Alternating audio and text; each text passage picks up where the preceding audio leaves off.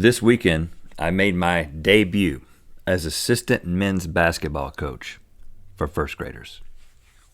Let's talk about that.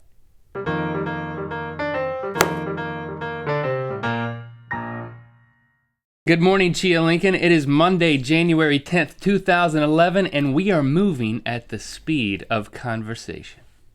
Oh, is that a new slogan? Yeah, I was working on some slogans for the Good Morning Chia Lincoln show.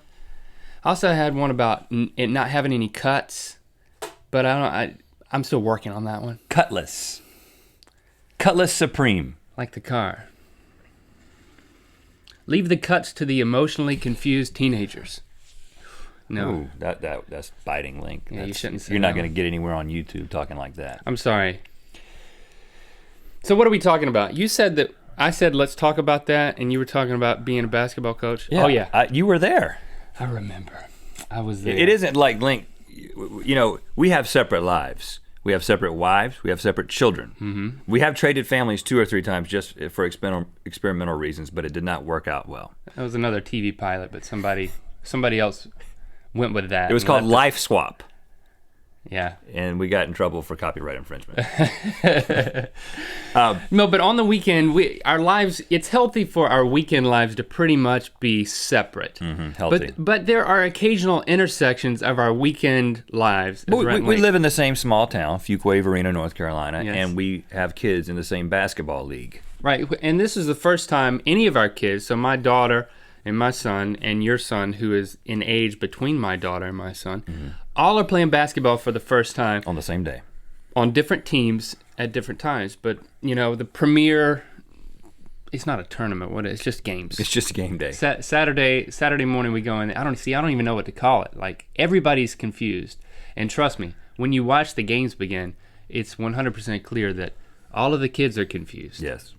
It's like they had never seen two basketball goals at opposite ends of a court. They had no clue what to do. Well, and as assistant coach, you know, I felt responsible for this. I felt responsible for our team's mediocre performance. Well, you didn't look very responsible. It's like I walk in and I see all these kids and some coaches, and then you see this guy who's like 3 feet taller than everybody else, goofy looking guy. His hair standing up, and he's got on like a parka and shorts. Parka? A hoodie. A hoodie. And I'm the coach with the hoodie. And mythical shoes. And I have on, I mean, the mythical shoes are high top, so I'm going to wear them out there. I'm going to get these kids interested. I mean, it's advertising opportunity. First of all, the last time I saw you in shorts, I think was like in the 90s. So that I felt weird. It was just like, it was like walking in on your, like one of your parents, like in the their 90s. Getting dressed. And it's like, oh, I didn't mean to come in here kind of thing. Walking into the gym and seeing Rhett in shorts kind of creeped me out. Is a good thing, is what you're saying. Well, I wore shorts because I've been wearing shorts to practice. I'm like, okay, this is kids' basketball league. What I'm going to do? I show up, and I'm the only coach in shorts. Every other coach has on this collared shirt, like the custom basketball league shirt, yeah, and jeans tucked, you know, and the shirt tucked into the jeans. It's as if they could leave and go and get some work done. Yeah, right. So I was totally unprepared. But my coach, Coach Patrick, our head coach, who's also incredibly tall, we look like we should be like definitely dominating out there. He could have been like your basketball uncle. The coaches don't play. We just coach the kids. But you didn't know that, so obviously. We can only go so far. Our basketball skill only translates so much. You were dressed ready to play. But Coach Patrick comes up, and we had to take team pictures. It was team picture day. He said, of course, he gives me the shirt. I put it on. Of course, I'm keeping it untucked. I don't tuck the shirt in. He says, Coach Rhett, you're going to have to tuck your shirt in. I know it goes against your mantra, but, you know. What, there's like a dress code or something? Yeah, you got to tuck your shirt in. Because the kids have to tuck in their shirts. Because if the coaches had their shirts untucked, the next thing you know, some of them will be smoking, and then they'd be shooting up out there in front of the kids, and, you know, they'd be bringing guns, and then the kids would start doing that, and then the world would fall apart. It all starts with keeping your shirt tucked in, people. So you swallowed your pride, but you kept the parka on, and I noticed that it was kind of zipped up a little bit at the bottom. Well, the reason I did that is because I was not aware that my coaching shirt was going to be navy, and I had black shorts on. So I was going to be funny that you're thinking the about guy this. out there with black shorts and a navy shirt tucked into him. I mean, it's just like, I got a reputation to maintain. I mean, look at my haircut, Link. Yeah, it was like the haircut totally didn't fit. It was like I'm thinking about parting my hair every just Saturday. put it down. Just lay it down next time. But the reality is, oh, the kids were horrible. I hope my kids aren't watching. We had a great time. And the kids, you know what? It's the first time that any of them have ever played, most of them have ever played organized basketball. You know, we didn't expect much. I expected a little bit more. But, you know, I think it's going to be great. This is going to be a great experience for all parents and all children involved. I'm going to have to sit somewhere where I can't see you out of the corner of my eye so I can really just focus on this is about my kids and not critiquing your fashion sense at every basketball game. Because I could be wrong, but I don't think that's what it's about. Well, but next time I will look really good, though. Next time I'll be one of the best looking coaches out there. But just work on like actually doing some good coaching. I saw one of your players. It all players. starts with the look in your eye, though, Link. One of your players go to half court, and then just heave the ball. And then I saw him look over to the side, and we were like, "What?" We were clapping. We were like, "Why did you shoot?" And he was like, "Well, I was open."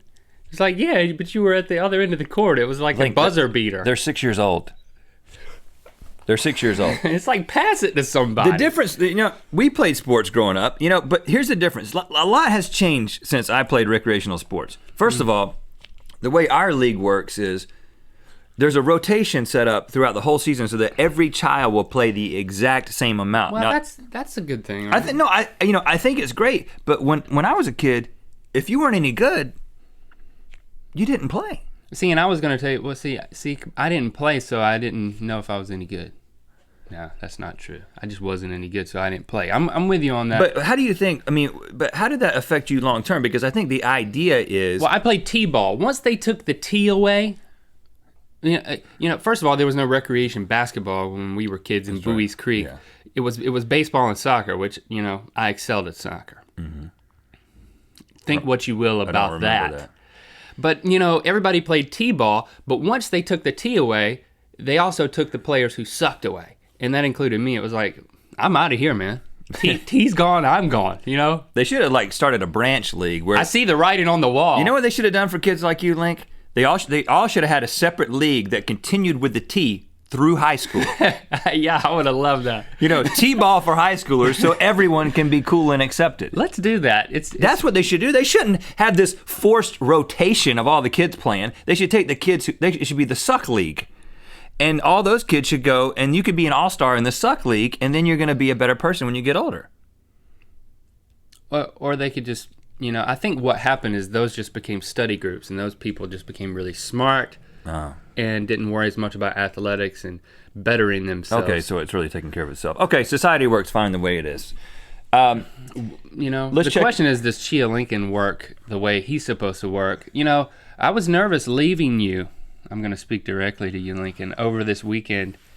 But, you know, it didn't get too cold in here. Yeah, but it kind of got nasty. The early stages of Chia-ness are nasty and almost alien-like, as if little alien snakes are growing very slowly, emerging from their eggs. Well, hopefully, the roots are coming out. Like, I see a root growing over here on a sideburn, and I see the ones on the nose are not growing yet. I know we're getting lots of comments on those. That's the update on Chia Lincoln. All right, and one last thing, you know, on a serious note, over the weekend, the shootings in Arizona, we just wanted to say our thoughts and prayers go out to the families of the victims and those that are still fighting for their lives.